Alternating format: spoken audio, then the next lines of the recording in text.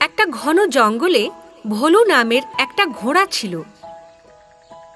ভোলু খুব বুদ্ধিমান আর শান্ত স্বভাবের ঘোড়া ছিল, কিন্তু তার গায়ের রং কালো ছিল বলে জঙ্গলের সব পশুরা তাকে খুব উত্ত্যক্ত করত। প্রথম প্রথম এইসব ব্যাপারে তার খুব খারাপ লাগতো, কিন্তু কিছুদিন পর জঙ্গলবাসীদের ওরকম ব্যবহারে তার খারাপ লাগা বন্ধ হয়ে গেল। ও শুধু নিজের কাজ নিয়েই থাকত। একদিন ও যখন ঘাস খাচ্ছিল, তখন একটা বড় হাতি তার কাছে এলো আর বলল,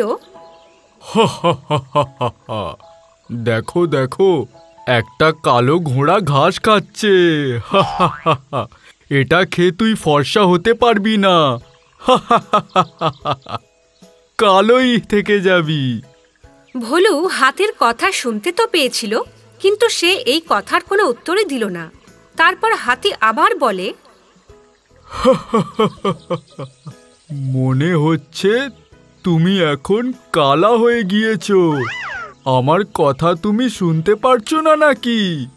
শুনতে সবই পারছি, কিন্তু আমি এইসব ফালতু প্রশ্নের জবাব দেওয়া পছন্দ করি না। আমার প্রশ্ন তোমার কাছে ফালতু? যে কিনা এই পুরো জঙ্গলে নিজেই ফালতু, সে আমাকে শেখাতে এসছে। আশ্চর্য ব্যাপার। আবোল তাবোল শোনানোর পর হাতি সেখান থেকে চলে যায়। ঘোড়া হাতির কথা না শুনে ঘাস খেতে লাগলো, কিন্তু তার এটাতে খুব খারাপ লাগলো যে তার সাথে কেউ ভালোভাবে কথা বলে না, আর জঙ্গলে তার বিশেষ কোনো বন্ধুই নেই। এইভাবে দিন কাটতে থাকে। একদিন জঙ্গলের রাজা সিংহের জন্মদিন চলে আসে। সেটা পালন করার জন্য জঙ্গলের সবাই অনুষ্ঠানের তোড়জোড় শুরু করে দেয়। জঙ্গলের সব পশু পাখিদের ডাকা হয়। ভোলুও ওই উৎসবে যোগদান করে। সেখানে পৌঁছে জঙ্গলের সব পশুরা ভোলুকে নিয়ে মজা করতে থাকে। দেখো কে এসেছে, কালো ভালু। যখন দেখো তখনই এ নিজের মজা ওড়াতে চলে আসে। এ কি এটাও বুঝতে পারে না যে আমরা ওকে পছন্দ করি না? কিন্তু তাও ও বারবার আমাদের কাছে চলে আসে। এত কিছু শুনে ভোলু সহ্য করতে পারল না, আর সে অনুষ্ঠান ছেড়ে ওখান থেকে চলে যায়। তারপর একটা গাছের নিচে গিয়ে জোরে জোরে কাঁদতে লাগলো। ওর কান্নার আওয়াজ গিয়ে পৌঁছালো এক ব্যক্তির কানে, যে তখন ওখান থেকে যাচ্ছিল। তারপর ওই ব্যক্তি তার কাছে গিয়ে জিজ্ঞাসা করলো, কি ব্যাপার, তুমি এত জোরে কাঁদছো কেন?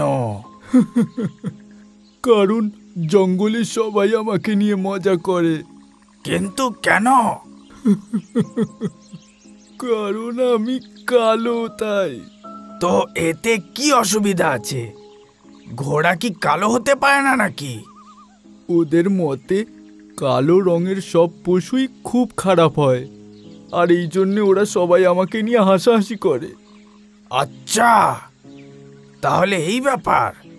যদি তুমি চাও তাহলে আমি তোমাকে সাহায্য করতে পারি। কিন্তু সেটা কিভাবে? আমি একজন তান্ত্রিক, আর আমার জাদুর মন্ত্র বলে আমি তোমার মাথাটা অদৃশ্য করে দেব, যার পর কেউ আর তোমার মাথা দেখতে পারবে না। আর জঙ্গলের সব পশুরা তোমাকে দেখে ভয় পেতে লাগবে।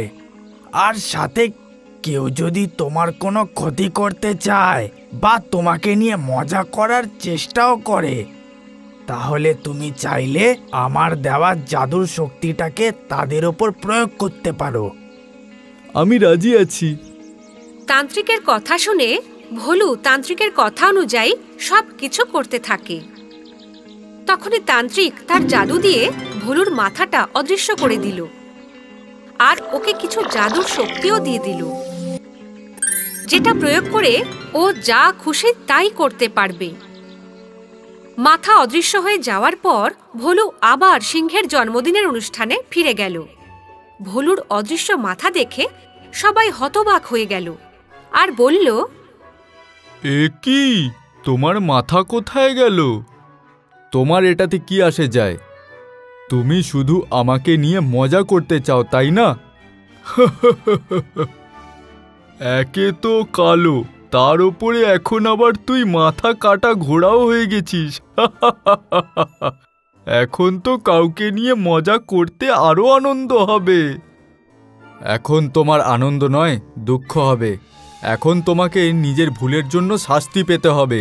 ভোলু এই পর্যন্ত বলে তান্ত্রিকের দেওয়া জাদুর শক্তির মাধ্যমে হাতিকে একটা ইঁদুরে পরিণত করে দিল। এইসব দেখে জঙ্গলের সব পশু ভয় পেয়ে গেল আর ওখান থেকে পালাতে লাগলো। এইরকমই কয়েকদিন ধরে চলতে লাগলো। তারপর থেকে কেউই ভোলুকে নিয়ে মজা করত না। আর ভোলু যেটা চাইতো সেটাই করতে পারত। কোনো খাবার খাওয়া বা কোথাও বেড়াতে যাওয়া, এই সব কিছুই সে খুব শান্তিতে করতে পারত। একদিন জঙ্গলের সব পশুরা নিজেদের ভুলের জন্য অনুতপ্ত হলো আর ওরা সবাই সোজা ভোলুর কাছে ক্ষমা চাওয়ার জন্য গেল। ভোলু, আমরা অনেক বড় ভুল করে ফেলেছি, আমাদের ক্ষমা করে দাও। দয়া করে হাতিকে আবার ওর আগের চেহারায় ফিরিয়ে দাও। আমরা জানি যে আমরা তোমাকে অনেক বেশি বিরক্ত করেছিলাম। আমরা সবাই বুঝতে পেরেছি যে আমরা কতখানি ভুল করেছিলাম। আজকের পর থেকে কেউই তোমার সাথে কোনো রকম বাজে ব্যবহার করবে না। সবার ক্ষমা চাওয়ার পর ভোলু আবার নিজের শক্তি দিয়ে হাতিকে তার নিজের রূপ ফিরিয়ে দিল। ঠিক তখনই তান্ত্রিক ওখানে চলে আসলো আর ভোলুকে ওর মাথা ফিরিয়ে দিল। যার পরে ভোলু বলল, আমি তোমাদের কথায় অনেক বেশি মন খারাপ করতাম। তোমরা সবাই এখন নিজের ভুল বুঝতে পেরেছো আর আমি এটাতেই খুশি। আর সবসময় মনে রাখবে যে কখনো কারোর মজা তার রং বা রূপ নিয়ে করবে না, কারণ ওটাতে তার কোনো দোষ থাকে না। আর যদি কিছু করতেই হয় তাহলে ভালোবাসা দিও, তাই যথেষ্ট। ভোলুর কথা শুনে সবাই তাদের নিজের ভুলের জন্য খুব লজ্জিত হয় আর তার কথা বোঝার পরে সেদিন থেকে কেউ ভোলু বা অন্য কোনো পশুদের নিয়ে মজা করত না এবং তারপর থেকে সবাই খুশিতেই থাকতে লাগলো। তাহলে বন্ধুরা, এই গল্প থেকে আমরা এই শিক্ষা পাই যে আমাদের কখনো কারোর রং ও রূপ নিয়ে মজা করা উচিত নয়।